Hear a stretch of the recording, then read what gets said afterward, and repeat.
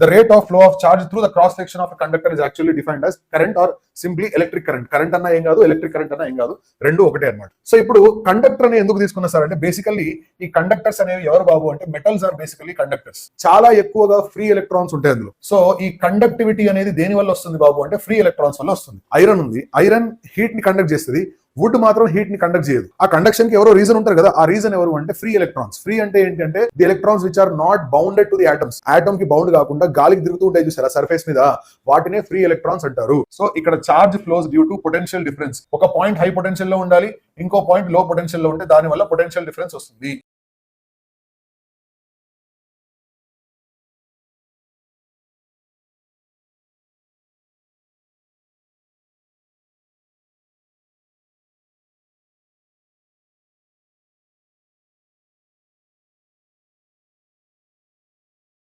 ఇది ఒక మెటల్, దీన్ని చార్జ్ చేశా అంటే దీంట్లో నుంచి ఎలక్ట్రాన్స్ బయటికి తీసా, లేదా దీన్ని ఎలక్ట్రాన్స్ యాడ్ చేశా, లేదా దీన్ని ఎలక్ట్రిక్ ఫీల్డ్ లో పెట్టినప్పుడు దీని లోపల ఎలక్ట్రిక్ ఫీల్డ్ ఏమవుతుంది? జీరో. నేను దీనికి ఎగ్జాంపుల్ ఏమి ఇచ్చా తెలుసా? బయట ఉరుములు మెరుపులు ఉంటే కార్ లో నువ్వు కూర్చుంటే కార్ లోపలే ఉండరా, ఎందుకంటే కార్ మెటల్ లాగా యాక్ట్ చేస్తే ఎలక్ట్రోస్టాటిక్ షీల్డింగ్ దాని లోపల ఎలక్ట్రిక్ ఫీల్డ్ జీరో అవుతుంది. మెటల్స్ లోపల ఎలక్ట్రిక్ ఫీల్డ్ జీరో.